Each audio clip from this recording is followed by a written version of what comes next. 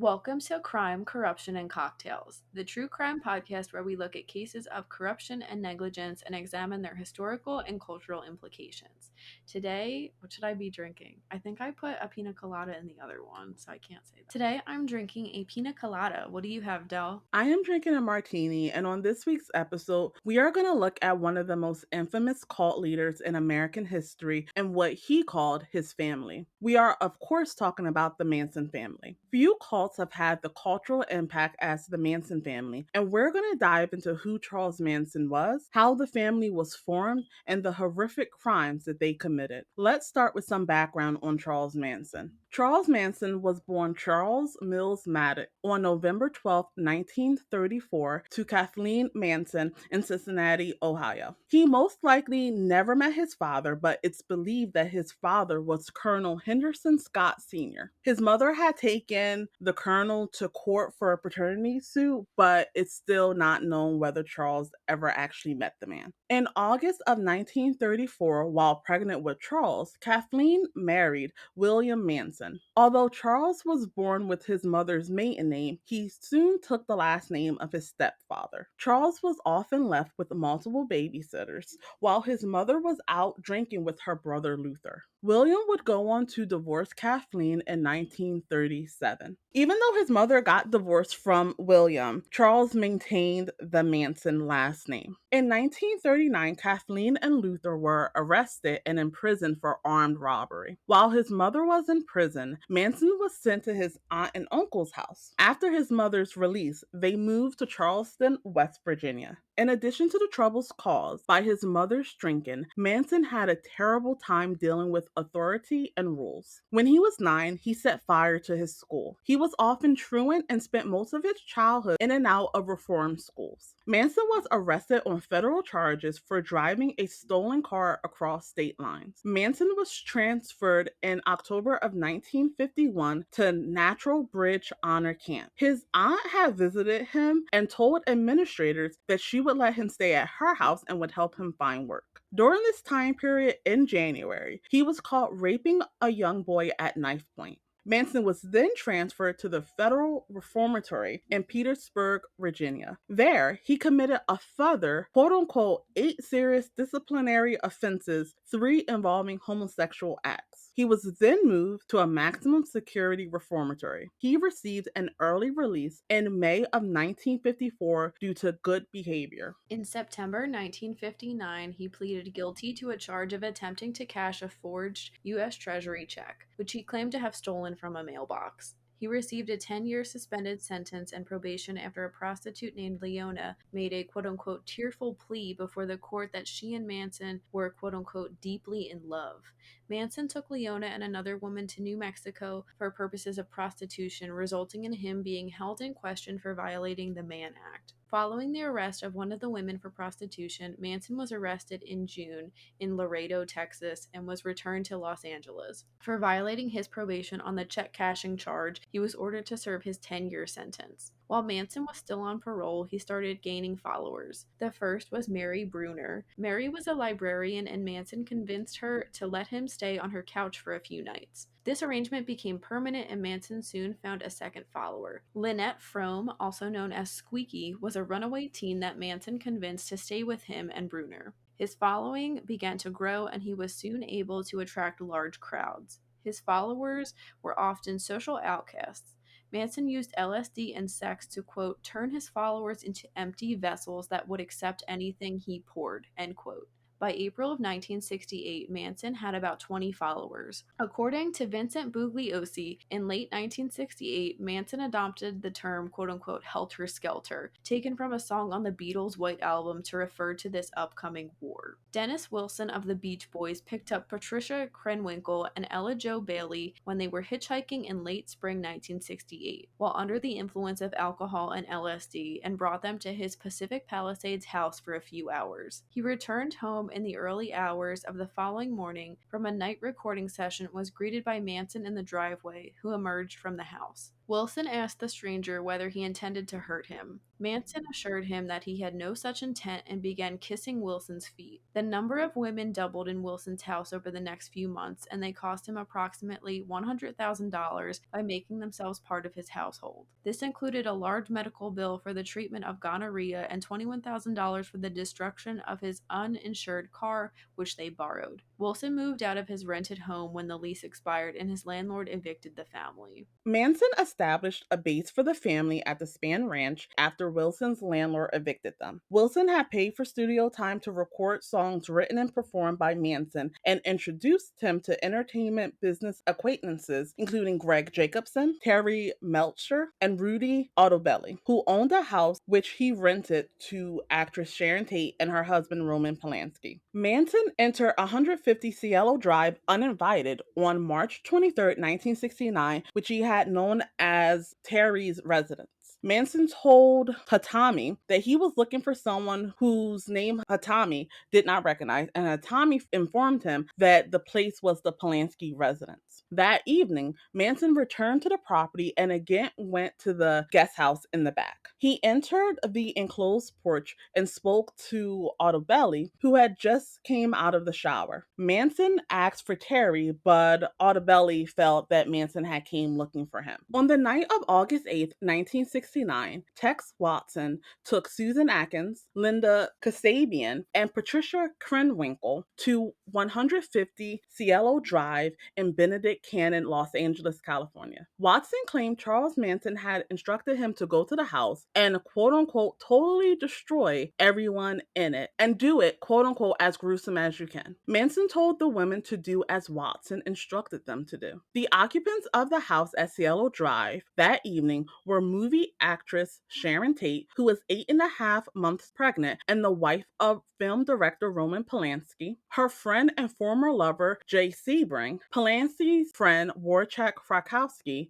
and Frykowski's girlfriend Abigail Folger, heiress to the Folger coffee fortune. Also present on the property were William Garretson and Stephen Parent. Polanski was in Europe at the time working on a film. Watson removed the screen, entered through the window, and let Atkins and Krenwinkel in through the front door. He whispered to Atkins and awoke Frykowski, who was sleeping on the living room couch. Watson kicked him in the head, and Frykowski asked him who he was and what he was doing there. Watson replied, quote, "I'm the devil and I'm here to do the devil's business," end quote. On Watson's direction, Atkins found the house's 3 other occupants with Krenwinkel's help and forced them to the living room. Watson began to tie Tate and Sebring together by their necks with rope, then slung it over one of the living room's ceiling beams. Sebring protested the murderer's rough treatment of the pregnant Tate, so Watson shot him. Folger was taken momentarily back to her bedroom for her purse, and she gave the murderer $70. Watson then stabbed Sebring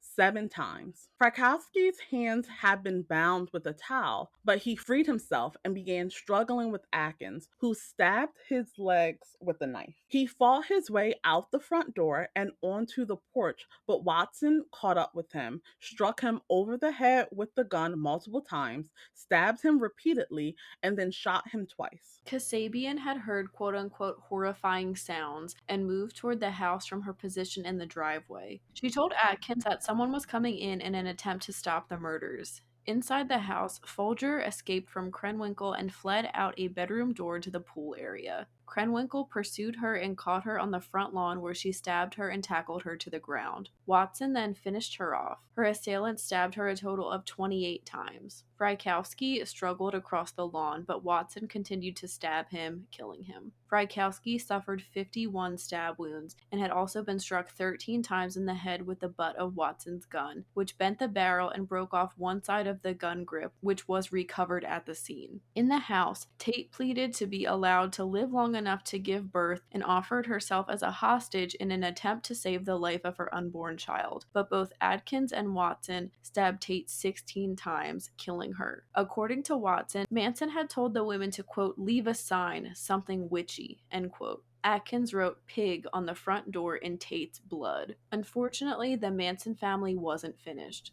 Tex, Watson, Susan Atkins, Linda Kasabian, and Patricia Krenwinkel, along with Manson, Leslie Van Houten, and Clem Grogan, went for a drive the following night. Manson was seemingly displeased with the panic and fight of the victims in the previous night's murder. He told Kasabian to drive to a house at 3301 Waverly Drive in the Los Feliz section of Los Angeles. It was located next door to a home where Manson and family members had attended a party in the previous year. The home belonged to supermarket executive Lino and Rosemary LaBianca. Watson claims Manson roused the sleeping Lino LaBianca from the couch at gunpoint and had Watson bind his hands with a leather thong. Rosemary was brought into the living room from the bedroom, and Watson covered the couple's heads with pillowcases, which he bound in place with lamp cords. Manson left, and Krenwinkel and Van Houten entered the house. Watson sent the women from the kitchen to the bedroom where Rosemary LaBianca had been returned, while he went to the living room and began stabbing Lino LaBianca with a chrome-plated bayonet. Watson heard a scuffle in the bedroom and went in there to discover Rosemary LaBianca keeping the women at bay by swinging the lamp tied to her neck. He stabbed her several times with the bayonet, then returned to the living room and resumed attacking Lino, who he stabbed a total of 12 times. He then carved the word war into his abdomen. Watson returned to the bedroom and found Krenwinkel stabbing Rosemary with a knife from the kitchen. Van Houten stabbed her approximately 16 times in the back and the exposed buttocks. Watson then cleaned off the bayonet and showered, while Krenwinkel wrote quote-unquote rise and quote-unquote death to pigs on the walls and quote-unquote Helter Skelter on the refrigerator door, all in LaBianca's blood. She gave Lino LaBianca 14 puncture wounds with an ivory-handled two-tined carving fork, which she left jutting out of his stomach. She also planted a steak knife in his throat. Meanwhile, Manson drove the other three family members who had departed the ranch with him that night, Kasabian, Krogan, and Atkins, to the Venice home of the Lebanese actor Saladin Nader. Manson left them there and drove back to the ranch, leaving them and the LaBianca killers to hitchhike home. According to Kasabian, Manson wanted his followers to murder Nader in his apartment, but Kasabian claimed she thwarted this murder by deliberately knocking on the wrong apartment door and waking a stranger. The family did not remain free for long. On December 1st, 1969, acting on the information from various sources, the LAPD announced warrants for the arrest of Watson, Krenwinkel, and Kasabian in the Tate case. The suspects' involvement in the LaBianca murders were also noted. Manson and Atkins were already in custody, but were not mentioned. Watson and Krenwinkel were already under arrest with authorities in McKinney, Texas, and Mobile, Alabama, having picked them up on notice from the LAPD. Kasabian voluntarily surrendered to authorities after being informed that a warrant was out for her arrest. The trial began on June 15, 1970. The prosecution's main witness was Kasabian, who, along with Manson, Atkins, and Krenwinkel, had been charged with 7 counts of murder and 1 count of conspiracy. Because Van Houten had participated only in the LaBianca killings, she was charged with 2 counts of murder and 1 of conspiracy. Since Kasabian, by all accounts, had not participated in the killings, she was granted immunity in exchange for testimony that detailed the nights of crime. During the trial, family members loitered near the entrances and corridors of the courthouse. To keep them out of the courtroom proper, the prosecution subpoenaed them as prospective witnesses who would not be able to enter while others were testifying. When the group established itself in visual on the sidewalk, some members brought hunting knives that, although in plain view, were legal. Each of the members were identifiable by an X that they wrote on his or her forehead, which was very similar to the type of identifying marks that Charles Manson put on himself. On January 25th, the jury returned guilty verdicts against the 4 defendants on each of the 27 separate counts against them. Charles Manson, Susan Atkins, Patricia Krenwinkel, and Leslie Van Houten were all sentenced to death. Tex Watson was tried separately. On October 12, 1971, Watson was found guilty of murdering 7 people: Abigail Folger, Wilczek Frykowski, Stephen Parent, Sharon Tate Polanski, who was 8 months pregnant, Jay Sebring, Lino LaBianca, and Rosemary LaBianca. On October 21st, 1971, Watson, like the others, was sentenced to death. In February 1972, the death sentences of all 5 parties were automatically reduced to life in prison when the California Supreme Court abolished the death penalty in that state. All of their sentences were reduced to life imprisonment, which by California law had to include the possibility of parole. Despite this possibility, none had been granted parole. Susan Atkins had been denied parole 14 times before her death in 2009 from brain cancer. Charles Manson had been denied parole 12 times before his death in 2017 from heart failure due to colon cancer. Patricia Krenwinkel has been denied parole 14 times, including the latest attempt in 2017. Leslie Van Houten has been denied parole 22 times, with the most recent time being in 2019. The past 3 attempts were approved by the parole board but denied by the California governor serving at the time of request, Jerry Brown, and current governor Gavin Newsom. Tex Watson has been denied parole 17 times, with the most recent being in 2021. So, before we discuss the other murders that were committed by the Manson family, Jenny, what are your thoughts on the Tate-LaBianca murders? They are so brutal and difficult to hear about, but I feel like every time I hear about the Tate murders, I learn something new. I think for me,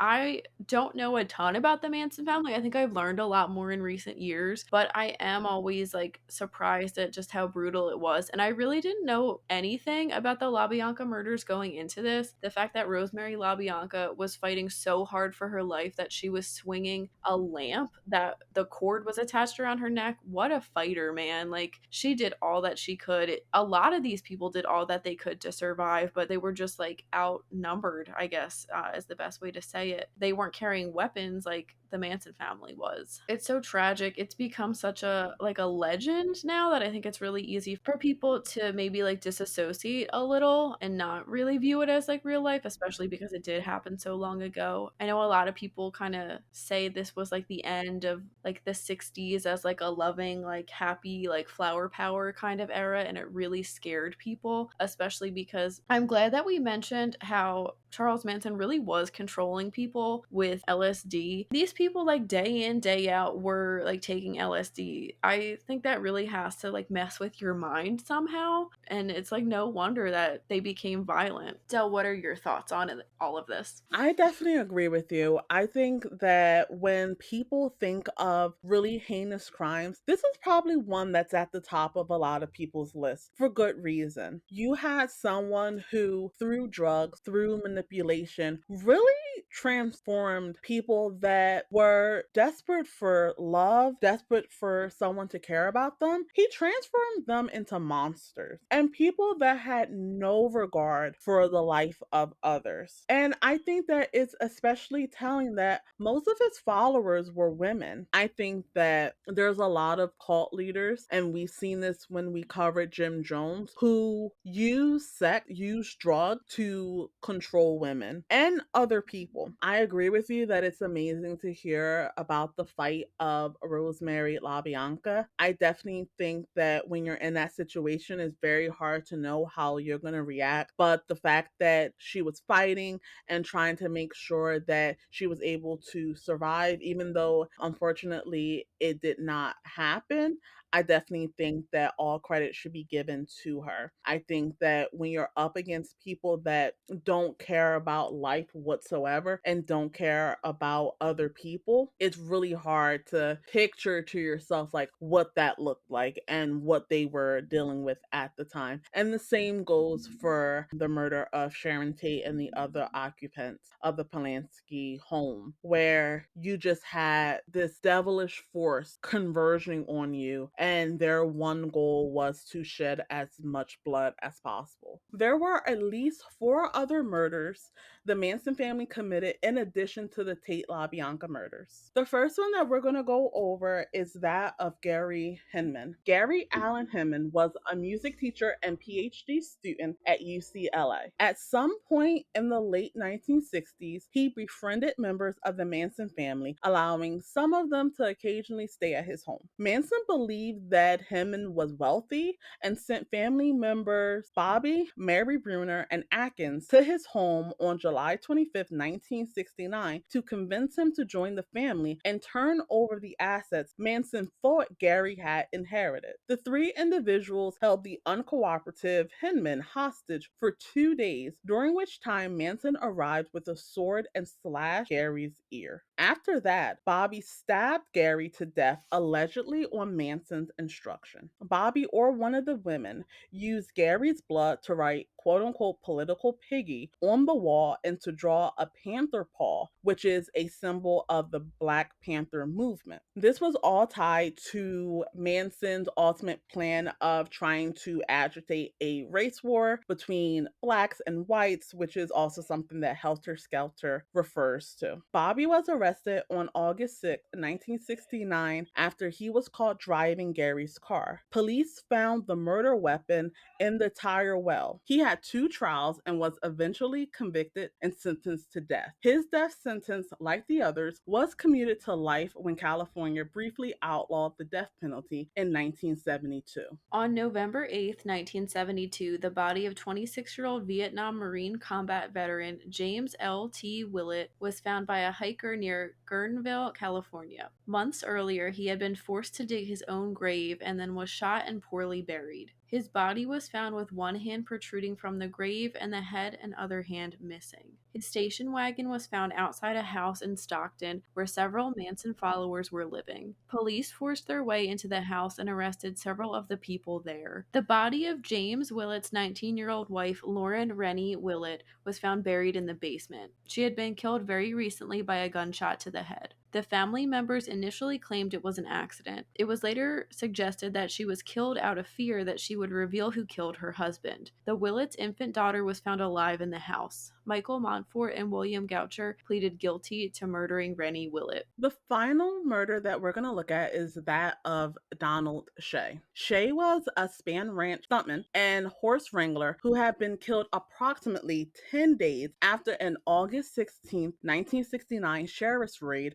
on the ranch. Manson suspected that Shea helped set up the raid. Manson may have considered it a quote-unquote sin that the white Shea had married a black woman. There is also a possibility that Shea knew about the Tate-LaBianca killings. In separate trials, family members Bruce Davis and Clem Grogan, along with Manson, were found guilty of Shea's murder. They were all given a life sentence, and Grogan was eventually given parole. He was the first of the Manson family members who were given parole, and this is likely tied to the fact that he assisted in the prosecution's case by providing a map for locating Shea's body. In addition to the murders, there was another major event that the Manson family was involved in. On September 5, 1975, Lynette Squeaky Frome attempted to assassinate United States President Gerald Ford in Sacramento, California. She wanted to make a statement to people who refused to halt environmental pollution and its effects on air, trees, water, and animals. Although Frome stood little more than an arm's length from Ford that Friday morning and pointed an M1911 pistol at him in the public grounds of the California State Capitol building, she had not chambered a round. The gun did not fire and no one was injured. Secret Service agent Larry Buendorf grabbed the gun, forced it from Frome's hand, and brought her to the ground. On the ground, Frome said, quote,